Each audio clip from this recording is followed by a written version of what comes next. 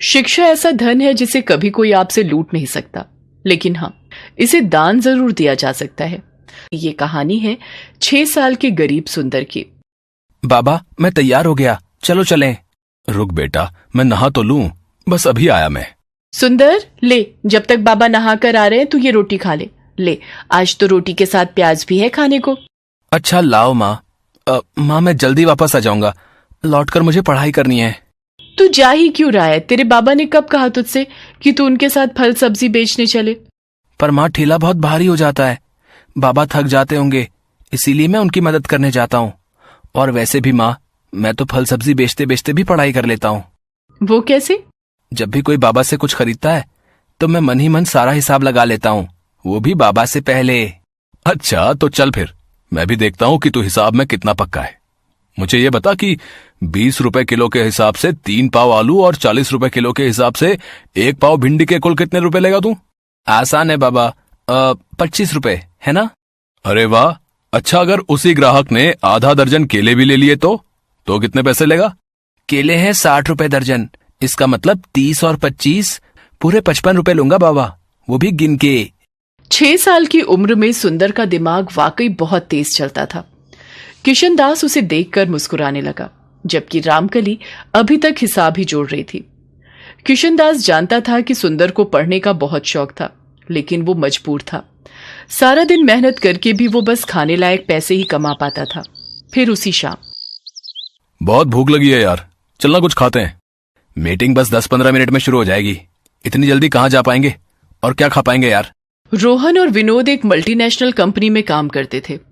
वो अमूमन चाय नाश्ते के लिए ऑफिस से बाहर आते थे।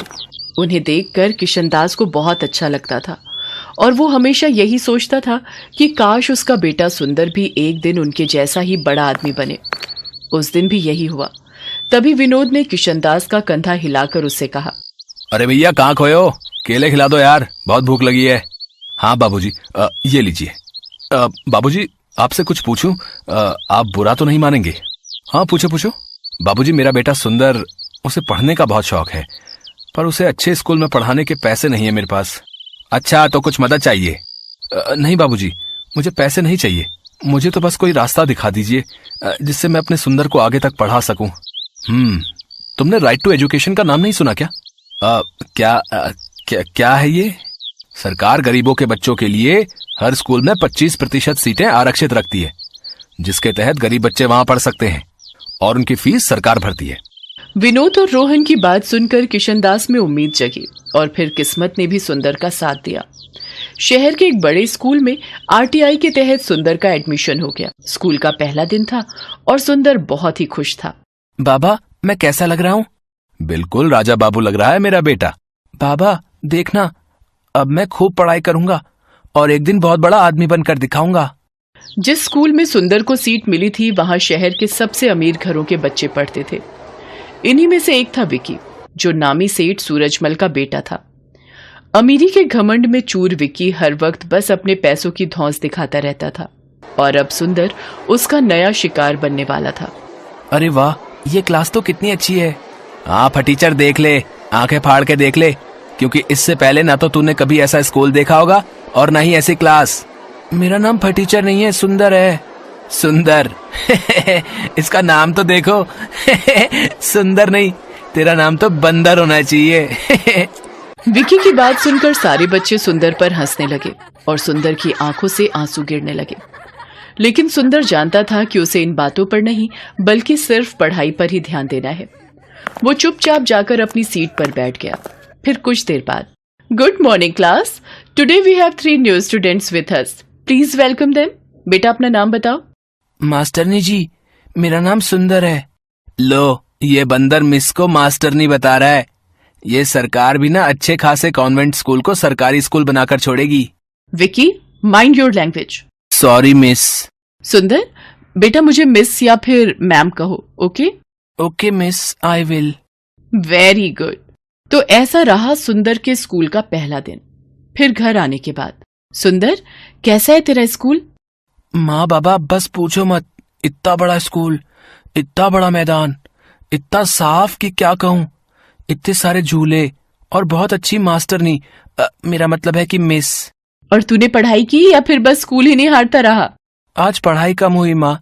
आज शनिवार था ना, तो एक मैडम ने नाचना सिखाया। फिर हम लोग स्कूल के मैदान में खेले भी। सुंदर क्लास में हुई घटना को छुपा गया। किशनदास की आंखों में सुंदर के सुनहरे भविष्य के सपने तैर रहे थे, जिन्हें पूरा करने के लिए सुंदर भी पूरी मेहनत और लगन से पढ़ाई कर रहा था। जबकि बदमाश और घमंडी विक्की स्कूल में हर वक्त उसका मजाक बनाता रहता था, लेकिन सुंदर उससे कभी नहीं लड़ा। ऐसे ही वक्त गुजरता गया और एग्जाम्स आ गए। सुंदर दिन रात बस पढ़ाई में ही जुटा रहा और आखिरकार वो पूरी क्लास में फर्स्ट आया। दूसरी तरफ विक्की को स्कूल के अलावा उसके घर पर उसे अलग से पढ़ाने के लिए ट्यूशन टीचर भी आते थे। इसके बावजूद उसका रिजल्ट बहुत अच्छा नहीं था। स्कूल में हर कोई सुंदर की तारीफ करने लगा। ये देखकर विक्की सुंदर से और भी चिढ़ने लगा, लेकिन उसने मन लगाकर पढ़ाई करने के बारे में कभी नहीं सोचा। ऐसे ही और कई साल गुजर गए। सुंदर और विक्की दोनों ने 10वीं क्लास की परीक्षाएं दी थीं और अब उनकी पहली बोर्ड परीक्षा का रिजल्ट आने वाला था। माँ, मैं राम के घर जा रहा हूँ। उसके घर में कंप्यूटर और इंटरनेट दोनों हैं, तो वहीं अपना रिजल्ट देख लूंगा। ठीक है बेटा, भगवान करे तेरा रिजल्ट बहुत अच्छा हो। 10वीं की परीक्षाओं में सुंदर ने न सिर्फ अपनी क्लास में बल्कि पूरे जिले में टॉप किया। सुंदर के लिए हर कोई खुश था सिवाय विक्की के, क्योंकि इस बार भी उसके नंबर बहुत अच्छे नहीं थे। सुंदर को लगातार मिल रही कामयाबी से विक्की के मन में सुंदर के साथ साथ सभी गरीबों को लेकर गुस्सा बढ़ता चला गया। फिर कुछ और साल बीते। विक्की और सुंदर दोनों ही अब यूपीएससी की तैयारी कर रहे थे। दोनों ने लिखित परीक्षा पास कर ली थी और अब बारी थी फाइनल इंटरव्यू की। दोनों का इंटरव्यू एक ही जगह पर था, तो विक्की को देखकर सुंदर ने उससे कहा, ऑल द बेस्ट विकी। ऐसा है बेटा, तू ये सब नाटक मेरे साथ तो कर मत। आज तक तू छोटे मोटे एग्जाम में टॉप करके अपने आप को तोप समझ रहा था ना।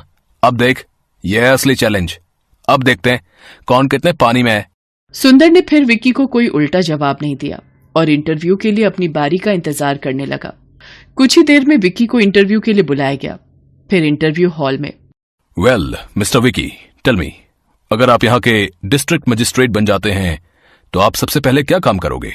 सर, सबसे पहले तो मैं ये राइट टू एजुकेशन का ड्रामा बंद करूंगा। क्या कहा? ड्रामा? अच्छा, वैसे आप ऐसा क्यों करेंगे? अरे सर, हमारे पेरेंट्स लाखों रुपए खर्च करके जिस स्कूल में हमें पढ़ाते हैं, वहां ये गरीब और चीप सोसाइटी के लोग हमारी बराबरी करने लगते हैं। बिलीव मी, इससे पूरा माहौल खराब हो जाता है। सरकार ने उन लोगों के लिए सरकारी स्कूल खोले तो हैं, तो उन्हें वहीं तक सीमित रहना चाहिए, मुझे ऐसा लगता है। ओके, इसके अलावा मैं एक काम और करूंगा। ये जितने फालतू लोग अपने ठेले लेकर बेवजह रोड को घेरे खड़े रहते हैं, मैं उनका भी इंतजाम करूंगा। असल में रोड पर इन्हीं की वजह से ट्रैफिक जाम होता है। ओके मिस्टर विकी, अब आप जा सकते हैं। Thank you sir. One more thing sir, I want to say. Yes sir, मेरे डैड यहाँ के जाने माने बिजनेसमैन हैं। ये देखिए, ये रहा उनका कार्ड। इसका मैं क्या करूं? क्या कहना चाहते हो? खुलकर कहो।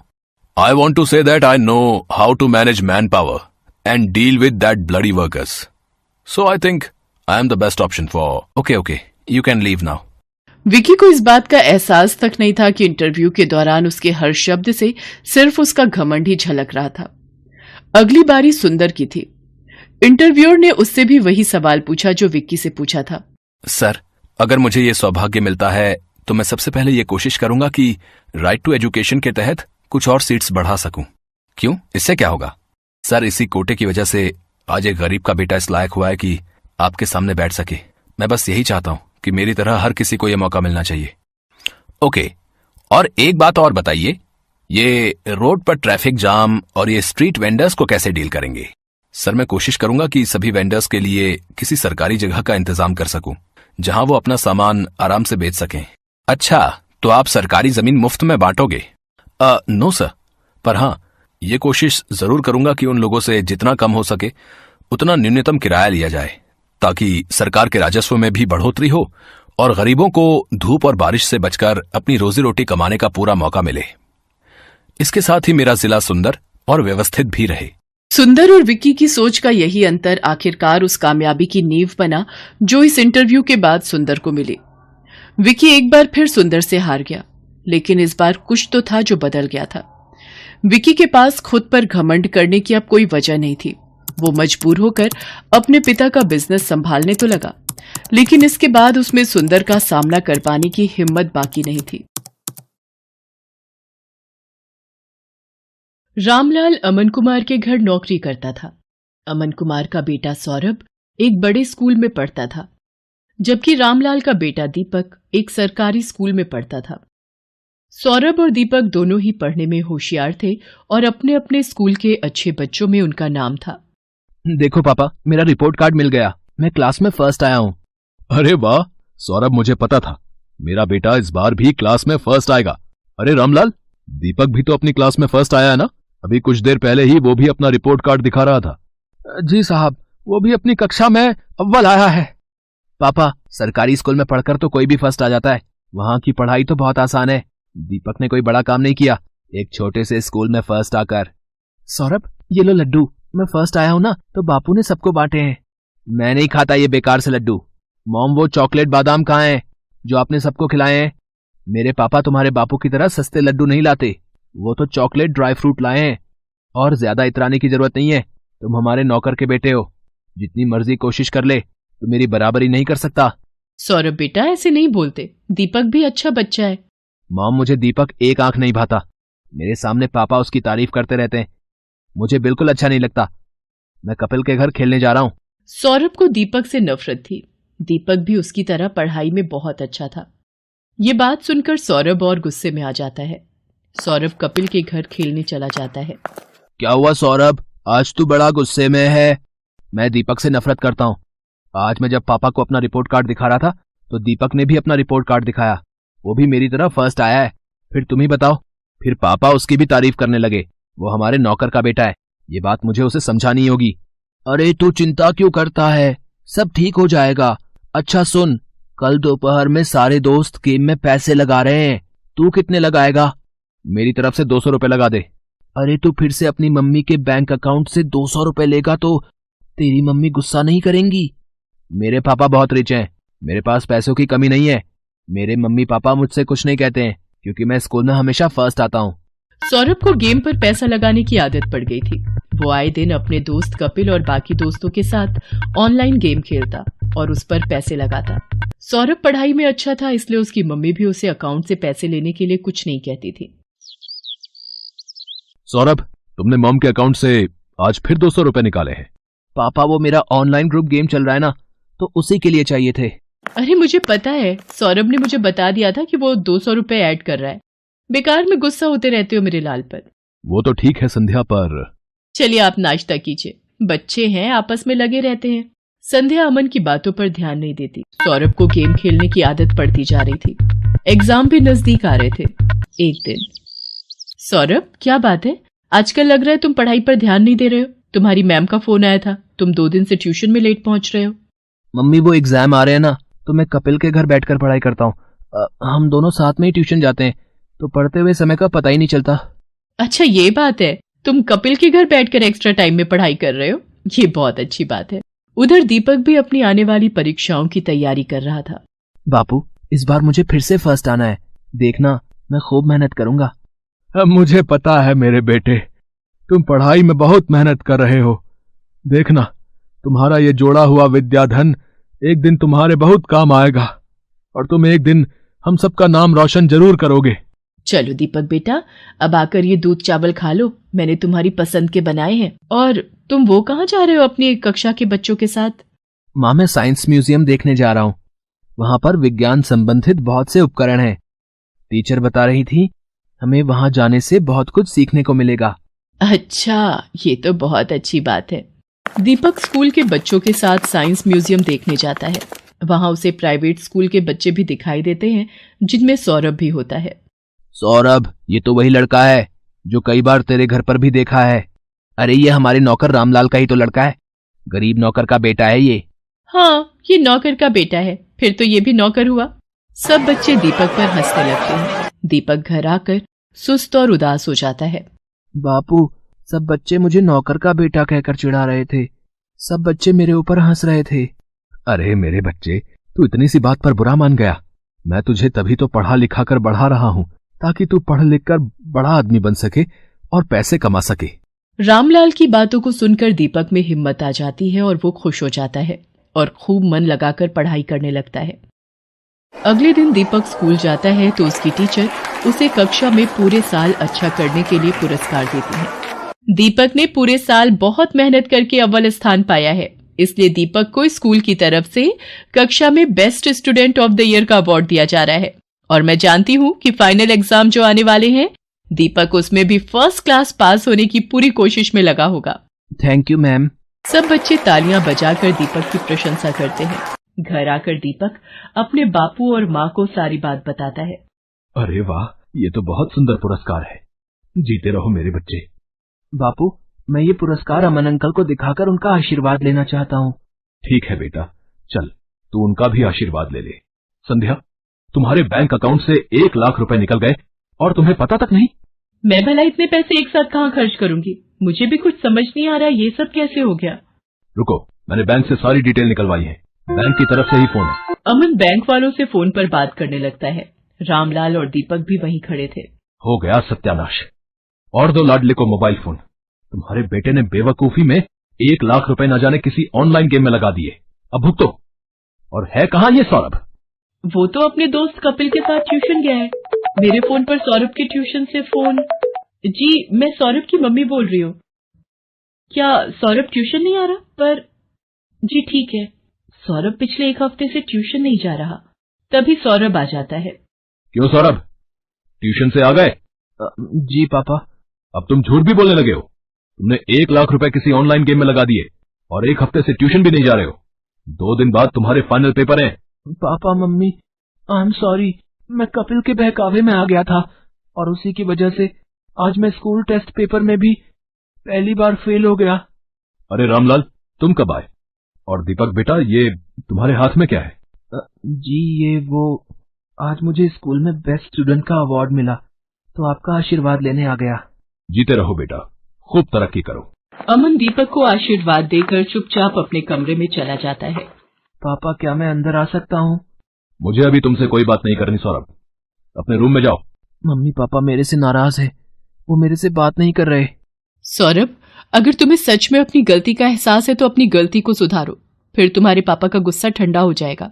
मुझे पता है मम्मी, मुझे क्या करना है। सौरभ ने अब कपिल और उसके दोस्तों के साथ गेम खेलना बंद कर दिया और खूब मन लगाकर पढ़ने लगा। पर 2 दिन बाद उसका मैथ्स का पेपर था। उसने ट्यूशन की बहुत छुट्टियां ले ली थी और उसका कोर्स अभी बहुत बाकी रह गया था। मम्मी, मेरा बहुत सारा सिलेबस अभी रिवीजन के लिए बाकी है, मैं कैसे कर पाऊंगा? कुछ सवाल तो मुझे समझ भी नहीं आ रहे। सौरभ, तुम एक काम क्यों नहीं करते? दीपक की मैथ्स बहुत अच्छी है, उसके मार्क्स भी बहुत अच्छे आते हैं और मैंने सुना है अब तो सरकारी स्कूल की पढ़ाई भी बहुत अच्छी हो गई है और प्राइवेट स्कूल की किताबें और सरकारी स्कूल की किताबें एक जैसे कोर्स की पढ़ाई जाती हैं। मम्मी, क्या दीपक मेरी मदद करेगा? मैंने हमेशा उसके साथ गलत व्यवहार किया है। कोई बात नहीं, पर अब तुम्हें अपनी गलती का एहसास है, ये बहुत बड़ी बात है। रामलाल, दीपक को जरा बुला लाओ, सौरभ को मैथ्स में उसकी सहायता चाहिए। हाँ मालकिन, मैं अभी बुला लाता हूँ। सौरभ दीपक की सहायता से मैथ्स के पेपर की तैयारी करता है और बाकी सभी विषयों में भी सौरभ अब दीपक के साथ ही पढ़ने लगा। सौरभ भी दीपक की तरह अपने स्कूल में फर्स्ट आता है। सौरभ, तुम्हारा रिजल्ट देखकर मैं आज बहुत खुश हूँ। पापा, ये सब दीपक की वजह से ही हुआ है, इसने मेरी एग्जाम के दिनों में बहुत हेल्प की। थैंक यू दीपक। रामलाल, तुम्हारा बेटा दीपक बहुत होनहार है, देखना ये एक दिन जरूर बड़ा आदमी बनेगा। अमन अंकल, एक दिन मैं भी आपकी तरह ही बड़ा बिजनेसमैन बनूंगा। दीपक की बातों को सुनकर रामलाल की आंखों में खुशी के आंसू आ जाते हैं और वो दीपक को गले से लगा लेता है। Best buddies. Hello friends, thanks for watching this video. अगर आपको ये वीडियो पसंद आया है तो प्लीज लाइक, सब्सक्राइब, कमेंट्स करें इस वीडियो पर और हाँ, शेयर करना भी ना भूलें। और भी मजेदार वीडियो देखने के लिए नीचे दिए गए बेल आइकॉन को दबाएं। देखते रहिए बेस्ट बडीज।